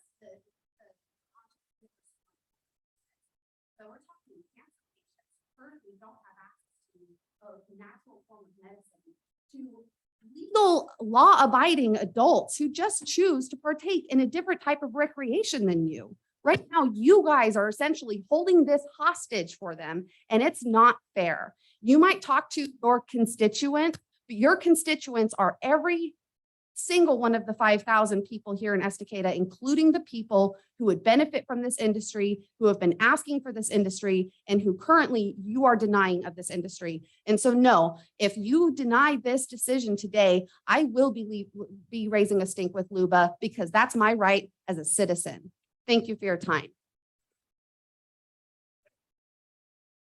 That was pleasant. Thank you, Katie. We appreciate your conversation. That said, we are out of that. I have no more question forms. Do you have any on there? Yeah, ask, is there anybody watching on Zoom who would like to speak during this public hearing? No. No. No? Okay, that done. Actually, I do have a question. Can I ask a question of Chief Mendoza? Not at this point. We're not, we have to come back out. Okay, we did the audience. Does staff have any additional comments to make before we continue on? I do not. Okay, at this time, I will close the public hearing and reopen the city council. And before we continue on, go ahead, Jerry. Chief Mendoza, I don't mean to put you on the spot, but in your experience, and I don't need hard numbers, I don't need real-time statistics, but can you speak to the change in crime when in a neighborhood when a dispensary goes in? Is there a rise in crime, or due to the security protocols that they have to follow, is there a dip in crime in that particular area? Can you speak to that at all? Not at this time. I could not, but I could seek out that information and get back to you. Thank you very much. And now you need the motion repeated. I think it would be good just to state the motion, and then if I could take a roll. Okay. State the motion. The motion is to leave the ordinance as is with no change. Okay, and I have a second on that. Second. And just to clarify, the previous ordinance does allow for dispensary in Estacada. Now, was there a time, because I know we had discussed we could have a dispensary and then 2 years down the road or whatever, open it back up for the opportunity for more retail shops to come in. If this is something that benefited the community, or if this was something that was increasing crime or whatever. I don't remember if we had nailed that down or not, or if that was in that original ordinance. The original ordinance just allows it in the highway commercial zone and the general commercial zone as a conditional use. Is that right? Or is it a regular? As a conditional use, and I'm putting it up on the screen again. And it does include buffer zones And from s- schools, parks. Right, so the recreation. buffers result in only that yellow area in highway commercial being eligible. Mhm. Including the new property that got annexed. A little sliver of it, I think. Yep. That's Yeah. up for sale. Is it? Yeah. Yeah. Yeah, that's apparently. Right there. So it is allowed in Estacada. Mhm. It is just, it's not In the downtown. It's not in the downtown. It's not where there's currently buildings, but they, Or any There's- other infrastructure. there's not, right, there's not infrastructure. There certainly could be, but there was not at this Okay. time. And there was no sunset clause on that as far as like opening that back up for discussion in the future or anything? We could revisit this anytime that you want to direct us to revisit it. We just have to do the, notice. It's in Title 16, so it's a land use. So it has to get noticed to the state and we do have to follow a certain process. But if, we can discuss it whenever you want to discuss it. It'll just take another 18 months or 8 years. Yeah, a second. Roll call. Okay. Oh, yes. Sorry. Counselor Dunster, No. Counselor Hughes. Yes. Counselor Lidkey, Yes. Counselor McElroy, Yes. Counselor Strobel, No. Counselor Tenbush, No. Mayor Drinkwain. Yes. Motion passes. All right, thank you. Yeah. And that is all that we need. That's all we need to do. Okay. We're at council business. And we're at Traffic and Public Safety Committee appointments. Okay, And you've all had a chance to look at those. I don't know, is there anything that changed? there is, because I missed one Okay. detail that Counselor Dunsmore pointed out to me. There is one applicant. So we have we have 7 applicants. One, and I had pointed out that Mr. Dobbs is a business owner, but does not have a business in Estacada. And in the code, when I wrote it, the intent was it should be a business in Estacada, but if the owner doesn't live inside Estacada, they still own a business here. So, but that's not what the code says. So I will leave that up to your interpretation. So he doesn't have a business license in the city of Estacada? Correct. But he's in the area. He's in the area, general contractor in the area. And if we find otherwise, If you find otherwise, what? I happen to know he has a business in the area. He's one of my He people. does. I gotta have ex parte contact with him in a minute, but when we get to that point, but he does have a business in the area, just to correct that. Yes, he does I need have, to he put has a ex parte- business in ex the parte area. contact on Gary Dobbs and Brandy. Yeah, he does have a business in the area. It's just not in Estacada proper in our city limits. And so my intent was that it would be a business in Estacada and city. But it's not how it's written. And so you can go by the letter of the law, or the spirit of the law, but I thought I'd leave that up to you rather than staff. And then Jerry has a question. Oh, I'm ready Counselor to make a Dents. motion. Oh, I have one more, on Mr. Dobbs. No, on all of them, Okay. on everything. Okay, there is one other little glitch that I didn't catch, and that is Casey Owens does not live in his house in Estacada yet. He put his address where it will be in Estacada. But then farther down, he says he's moving in October 12th. He will, if all goes well, he will be in before we have our first meeting, but don't know if that could be appointed. Mhm. A retired police officer. I think he's a great candidate. He just isn't, I just wanted to bring that out because he's not living in his house yet in Estacada. So we could wait to appoint him, or you could go ahead and appoint him as there's no. We could also appoint them with a start date of October Right. 12th or That's a great idea. 13th, if you wanted. Because I'm not planning to hold the first meeting till, I'm planning to do those on the 4th Tuesday of the month.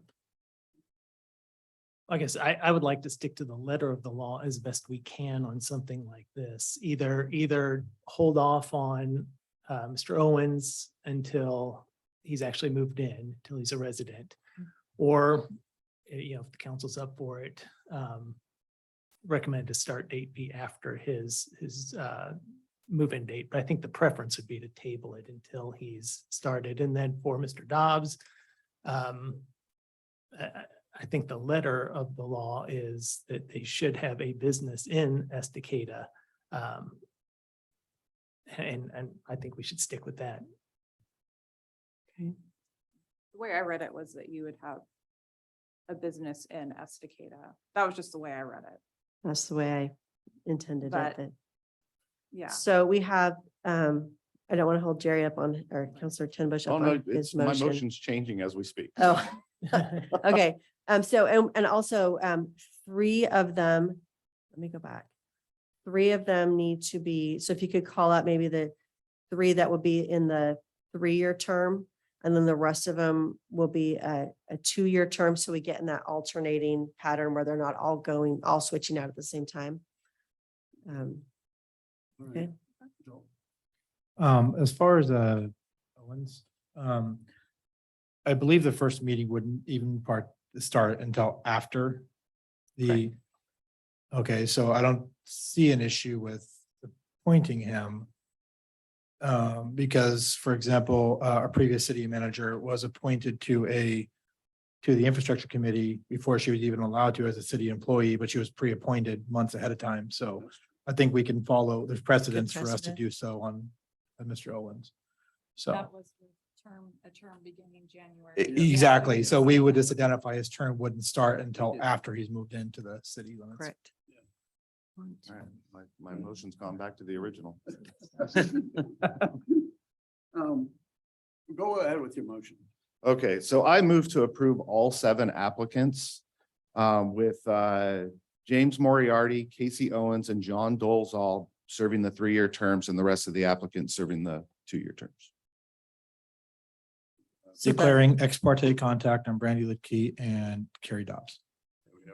So that, I just- that sorry, Jen. was slightly different just because I think what Counselor Strobel was saying was that maybe to stick with a business owner inside Estacada, but you're recommending that it's just because if he has a business in the area, that's okay with, is that what you're recommending? Well, I didn't read it that way. I probably Okay. read it the same way that Okay, Carrie Dobbs Carrie read Dobbs it. read it. So I mean, that's why I Okay. made my motion the way. Okay, thank you for clarifying. You know, some of our commissions, we have people that are outside the city limits. On several of our commissions. In fact, we have like 2 in, 3 out, or whatever the case may be. It only seems fair that we would be represented the same way in the public safety. They still use our downtown. They still partake in what we have in our city on a constant basis, from what I understand. So it seems to me we should make appropriations for that in this committee as well. We could, if you would like. My intention was that the people that actually live here, sleep here are, we, like, for instance, I spend a lot of time here, but I go home at night. Yeah. And so I my intention was that it should be people who actually are living in Estacada. But there are, like you said, there are a lot of people that bring their kids to school here. And so I will leave that up to you. You're ex parte yeah. on the vote, so Well, it's I really can hard to only let you in. I guess I can't split that out, can we? So. Sorry, Yeah. I made the Yeah. motion the way Yeah, I yeah, did. no I worries. apologize. So Okay. I think Paul, it's back to you because you were the one that. Well, questioned that. my motion doesn't even have a second yet, so this might be a moot point, so. I'll second that. Okay, that's it. Paul, I wanted to give you a chance on this if you were okay with that, because Yeah, You said that- from a discussion standpoint, I'd still stand by that. We wrote it as we wrote it. It's consistent with other commissions that we're doing as well too. If we wanted to open it up, I think we could have put in something about school district, or something along those lines, but we chose not to, correct? We chose not that to. was- Right. As a group, we chose not to do that. So I still hold that the business should be in Estacada, should be a business that is within the city limits of Estacada. So that's my feeling. The other one for Mr. Owens, I'm fine with that. Everyone else, I'm fine with the terms as well too, but. Could nothing you repeat against the Dobbs. 3-year term people? James Moriarty, John Dolzall, and Casey Owens. And I'm sorry, John, if I mispronounce your last name. I mean, at a first and All right, second. got a first and a second. Okay, so motion's on the floor. All those in favor say aye. Aye. All those opposed? Nay. I Okay. just, yeah, it's the 3 on 2. business, yeah. Wait, there's 5. Carry me and Mike. And, Joel's abstaining. Okay. So 3 to 2. And just to clarify the term, starting now? Or starting, Yeah, for the first three. Yeah. Well, Or at the just- first meeting, starting at the first meeting. first meeting. Okay. Okay, Joey. speak. I'd like to, motion to amend the ordinance to read within fire district.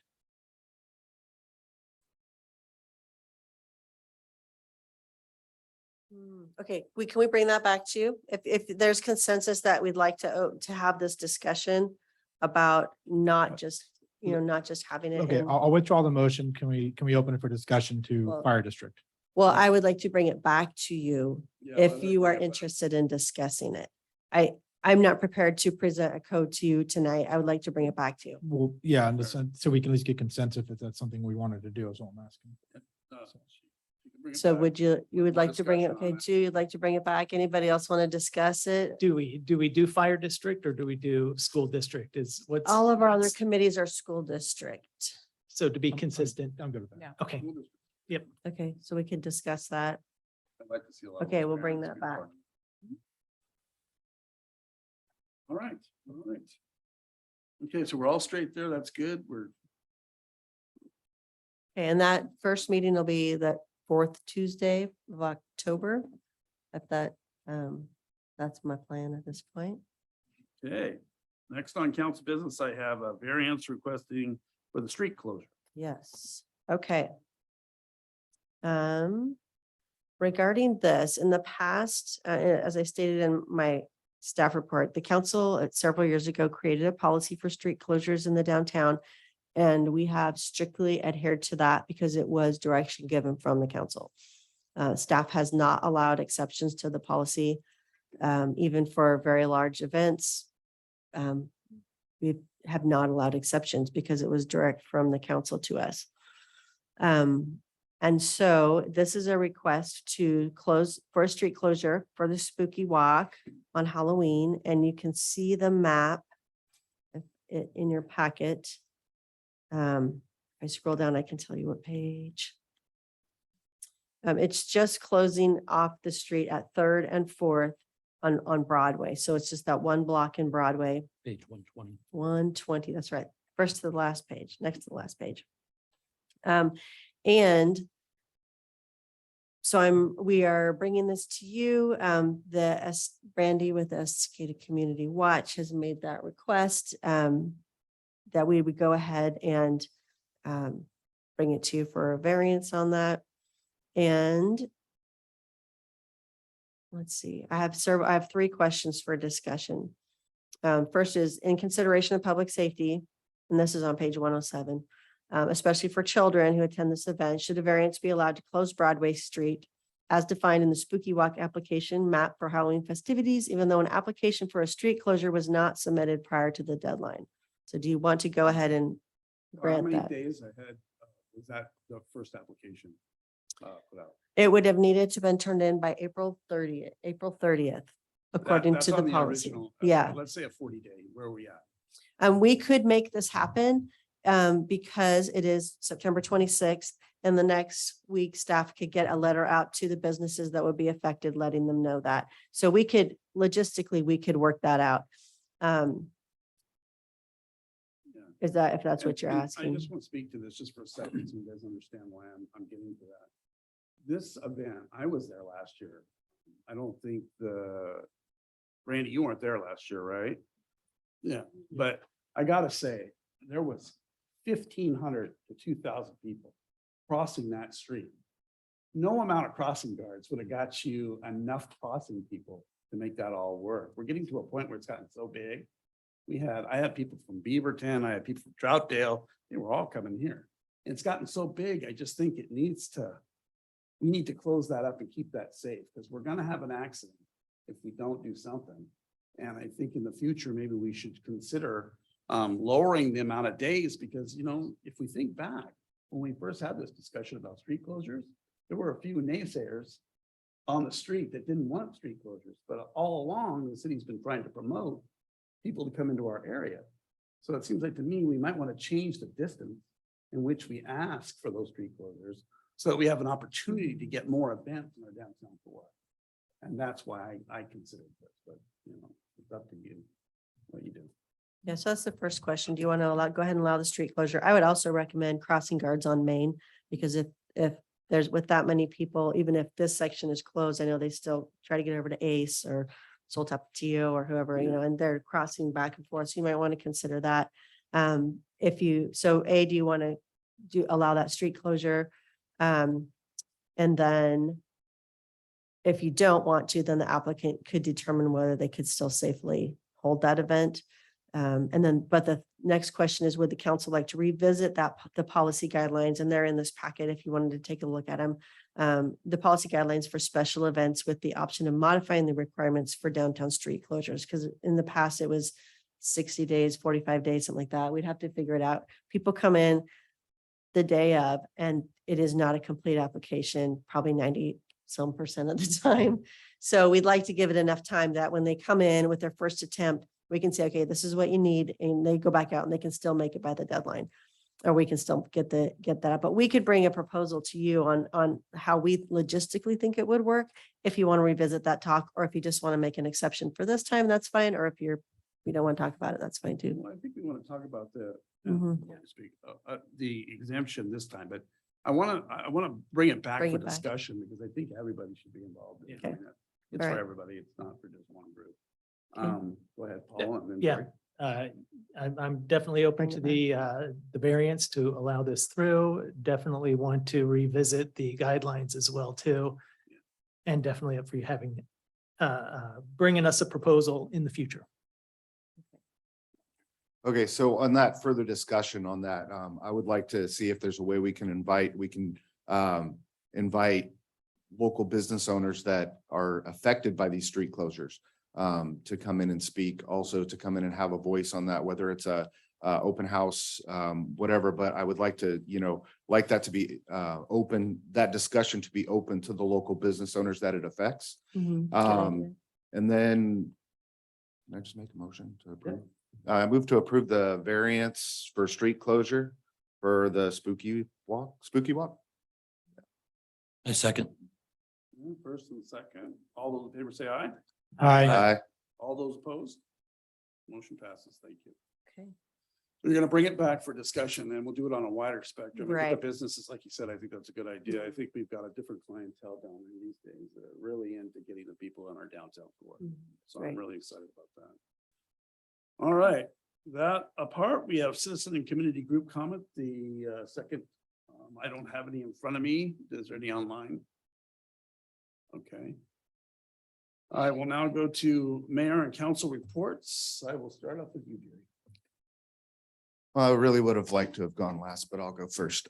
So in my almost 4 years on this council, this is the first night that I'll be leaving here disappointed, completely disappointed in a decision that we've made. I've been disappointed before, but this one I'm completely disappointed in.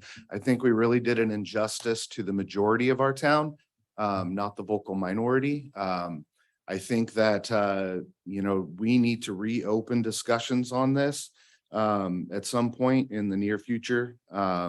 Because I really do think that we did tonight, we did an injustice to a good portion of our town that we just don't realize because we don't have the ability to speak to everybody. But with that being said, I really do appreciate all of you for coming out, all of you that are running for council. I look forward to this election year. It's going to be fun. Thank you, staff, very much for all the work that you put in, have put in, and will put in moving forward.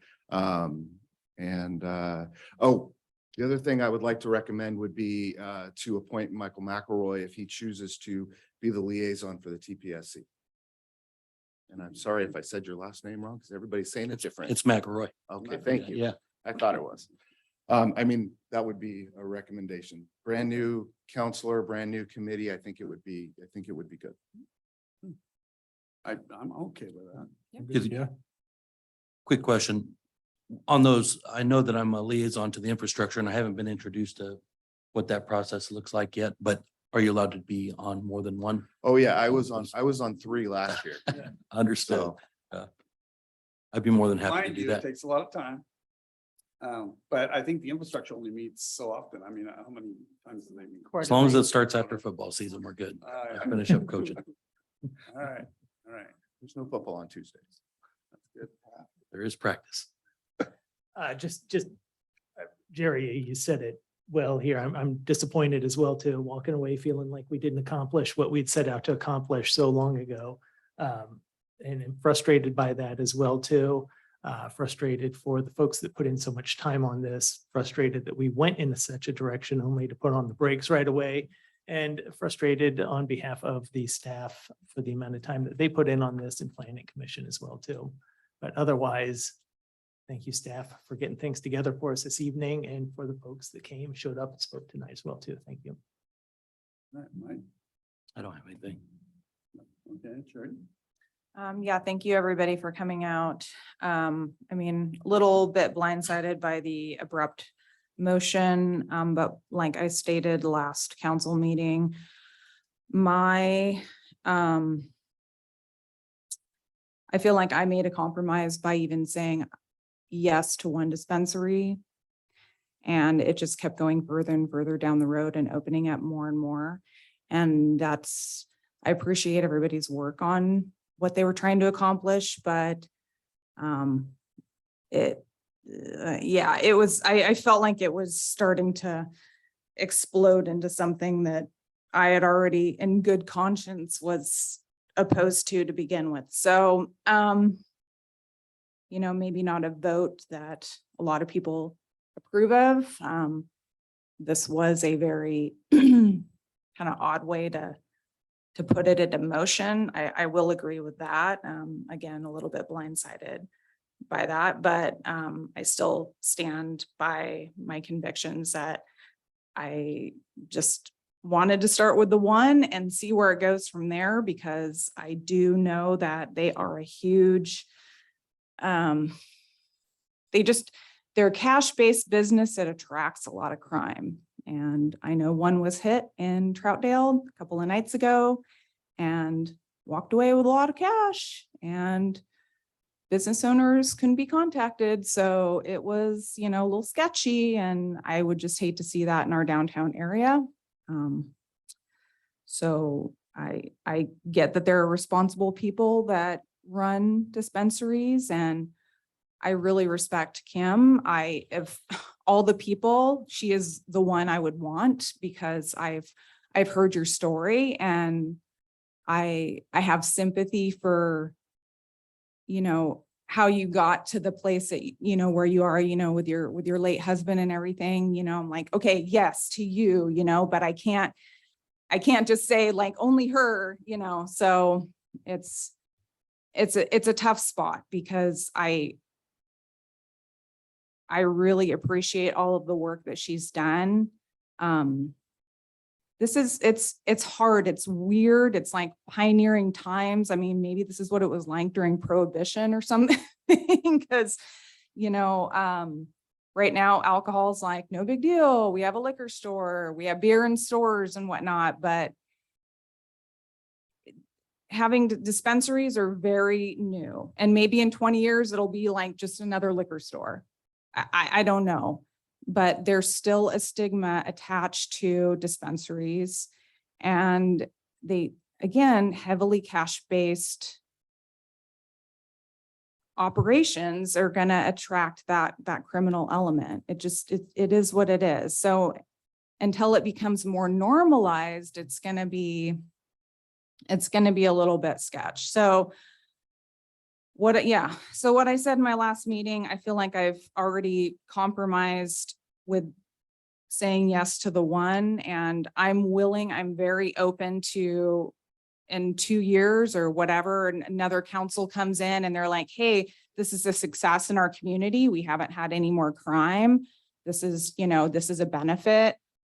Great. If I'm open to another one or two opening up, but I'm just very much like, can we just start baby steps and proceed that way? So, I agree that was how we got to this evening was not not my favorite, but it's out there. It is what it is now. So with that, I appreciate everybody listening to me ramble, but those are just my thoughts. As you know, I'm probably sitting up here kind of quiet. You're like, what is she thinking? That's what's going on in my head. So yeah, anyway, that's all I got. I have to agree. I did make it at a weird time. So that's duly noted. And, but it did come back around and I didn't see something on our council business for discussion area there. So I was trying to bring it up because I put a lot of thought and I've spoken to Kim myself.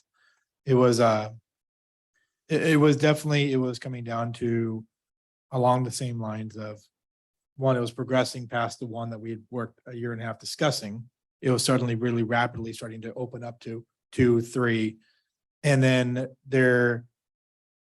while I get that Kim says that she wasn't going to file a lawsuit, the fact is that door was opened on that, got me concerned. And our lawyer had said multiple times that the safest route to go is to change nothing because that's defendable. And so taking all that into consideration, looking at what was here, hearing from people that quite often disagree with me, that gave me calls, knowing this was coming up for a public hearing, plus everything else here, that is why I made the motion, because I felt in the interest of the people of Estacada, it was the best and safest route to go for now. And as Charity has said, as things change, I'm not opposed to looking at it in the future as laws and things are changed on the federal level and everything else. That we can open back up for discussion. It's not saying that it's never going to be open for discussion again in the future sometime. It's saying that there's a lot of question things around it. It's still extremely new. And there is majority of people I've talked to do not want it here in the city. And I've talked to, like I said, people that oppose things that I stand for as well. And it may be a stigma. It may be that they have other ways to get to it, but that is the information I had to go on. And so I knew it would be a very unpopular motion to make. But I had to deal with what I felt conviction was right and the best choice for the people of Estacada. So I know some people are disappointed in it. And so, all right. Anyway, Bill, I'm not going to speak to cannabis, but I'm going to speak to as a council. You are all on this council. You were all chosen and voted for. You will make hard decisions and sometimes you will agree and sometimes you will not. You don't apologize for your different views. You made a choice tonight because that's your conviction. I get that. I've made a lot over the years and some I agree with and some I do not. But that was then, this is now. You will make many more decisions and you will not always agree. But as I said, you were elected to this seat to make those choices by the people who voted for you. So don't apologize for being good counselors. Do what you must. Go home tonight, sleep it off. Know that there will be other things coming down the pike and you will have to make some pretty hard choices. But I've done that before. And it takes a long time and it takes away from your sleep and sometimes you don't sleep. But that's why you're here.